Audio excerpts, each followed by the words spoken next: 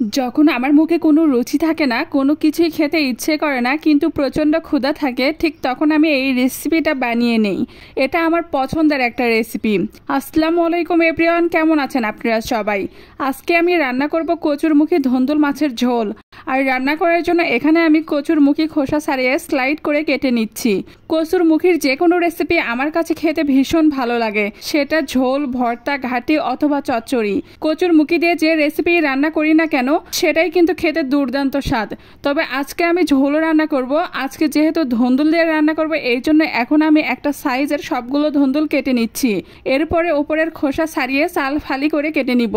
ধুন্দুলের ভিতরে প্রচুর পরিমাণে পানি থাকে, এই জন্য বেশি ছোট করলে একেবারে ভেঙে যাবে, এই জন্য একটু বড় সাইজের করে কেটে নিব।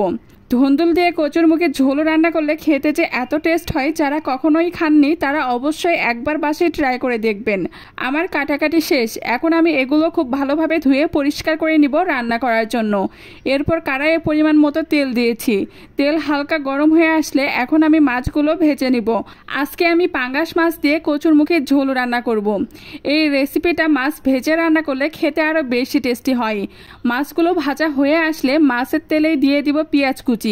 এরপরে দিব পরিমাণ মতো ধনে গুঁড়ো, পরিমাণ মতো হলুদের গুঁড়ো, পরিমাণ মতো মরিচের গুঁড়ো, পরিমাণ মতো জিরের গুঁড়ো আর পরিমাণ মতো লবণ। এরপরে এর মধ্যে দিয়ে দিব আদা রসুন বাটা। সবগুলো উপকরণ দেওয়া আমার হয়ে গেছে। এখন সবগুলো উপকরণ খুব ভালোভাবে মেখে নিব। খুব ভালোভাবে মাখানো হয়ে আসলে এখন আমি এর মধ্যে দিয়ে দিব কেটে ধুয়ে পরিষ্কার করে রাখা কচুরমুখী আর ধুন্দুল। এ পর্যায়ে সবগুলো উপকরণ আবারও ভালোভাবে মেখে নিব, যেন সবগুলো উপকরণ ভালোভাবে কচুরমুখীর সাথে আর ধুন্দুলের সাথে ম্যারিনেট হতে পারে। মাখানো হয়ে গেলে এখন এর মধ্যে দিয়ে দিব পরিমাণ মতো পানি দিয়ে ঢাকনা দিয়ে ঢেকে 8 থেকে 10 মিনিটের মতন রান্না করে নিব। 8 থেকে 10 মিনিট পর ঢাকনা উঠিয়ে দেখি পানি অনেকটাই শুকিয়ে এসেছে। এ পর্যায়ে হালকা নাড়াচাড়া করে নিব, যেন নিচে ধরে না আসে। হালকা নাড়াচাড়া করে নিয়ে এ পর্যায়ে এর মধ্যে দিয়ে দিলাম ভেজে রাখা মাছগুলো দেওয়ার পর আবারও ভালোভাবে নাড়াচাড়া করে নিচ্ছি, যেন নিচে ধরে না আসে। আর এ পর্যায়ে তরকারির পানি একেবারে শুকিয়ে এসেছে।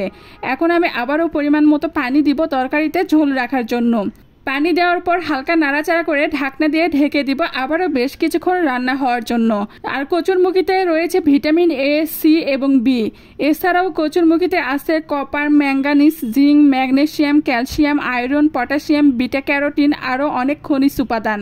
এছাড়াও কচুরমুখীতে ফ্যাট এবং কোলেস্টেরল কম থাকায় ধমনী শক্ত হয়ে যাওয়া প্রতিরোধ করে। যাদের হজম শক্তির সমস্যা, পাকস্থলীর সমস্যা, হৃদরোগজনিত সমস্যায় ভুগছেন, তাদের জন্য কচুরমুখী ভীষণ উপকারী একটা সবজি। এটা আমাদের শরীরের অনেক উপকার করে, আর এই সবজিটা খেতেও কিন্তু অনেক সুস্বাদু আর মজাদার।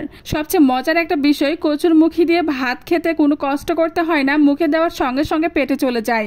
কচুরমুখীর রেসিপিটা পাঙ্গাস মাছ দিয়ে রান্না করার জন্য আরো বেশি টেস্টি হয়, কারণ পাঙ্গাস মাছে কাঁটা থাকে না। এই জন্য ছোট বাচ্চারাও কিন্তু এই রেসিপি খেতে ভীষণ পছন্দ করেন।